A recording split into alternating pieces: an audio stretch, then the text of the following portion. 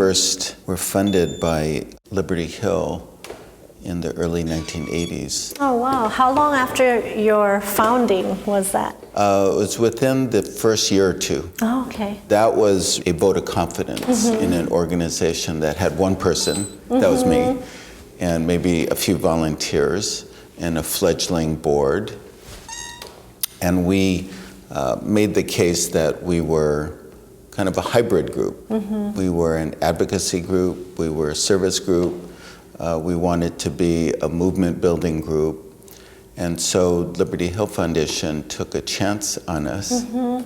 And today we have about over 90 staff and 600 volunteers, but they really tried to give small groups a chance. Yeah, definitely. That was KIWA's experience as well. You know, you don't always know where a group is going to go or what's going to happen, and even, you know, a given year might not look at all like you want it to, but that Liberty Hill understands that you have to stay the course a little bit, and that wonderful things can happen if you don't give up too soon.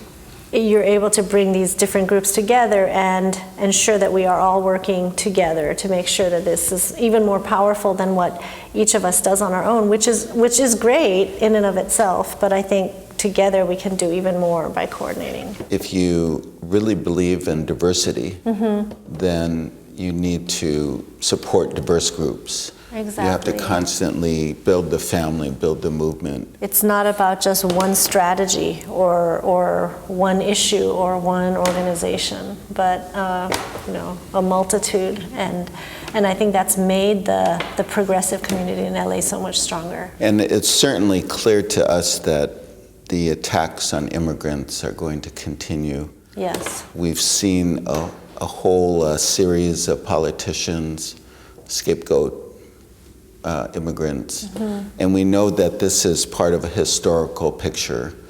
I'm reminded that a few months ago there was a scandal because there were some apartments that were being used by tourists to have babies, and so that became a national issue when it really was only a few hundred people. It was an aberration, but there were calls to eliminate the 14th Amendment, which basically was passed to make sure that freed slaves' children would be U.S. citizens. So it says any person born or naturalized in the United States under the jurisdiction thereof is a U.S. citizen. Right. Can you imagine the law changing? You could literally have tens of millions of people in the United States who could never in this limbo status. Yeah. It's absurd, but it's dangerous. Right. We need to have a cross-sectional movement that could speak out. So it can't just be Asians speaking out when it's an Asian immigrant being scapegoated.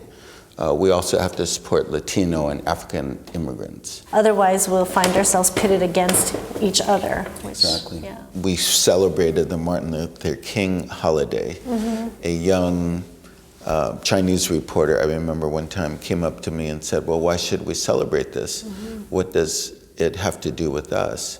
And I said, well, when did you and your family... You might not be here. Exactly. I said, when did your family come into the United States? And he said, after 1970. I said, but for the civil rights movement, you wouldn't be here today, brother. We have to educate our own communities because they weren't here. That's right. And so how would they know that it was really a civil rights struggle that changed the racist immigration law to allow Asians to come in as Europeans could come in. It's really up to groups like yours that works with immigrants every day in the community to bring them together and then to work with a larger grouping to assert our rights and to work with other communities. It's an interesting thing to balance it all together, but really, really important, crucial. Here is KIWA's new home. It's called Casa Yonde. Casa, of course, means house, and Yonde means solidarity in Korean. 52 units. It's entirely affordable, including extremely low, very low, and low income units. And now we are learning what it means to all live together in this building, providing services, but also involving the tenants in some of our campaigns and services and activities. So it's a new dimension of our work that's also very exciting. Well, thank you.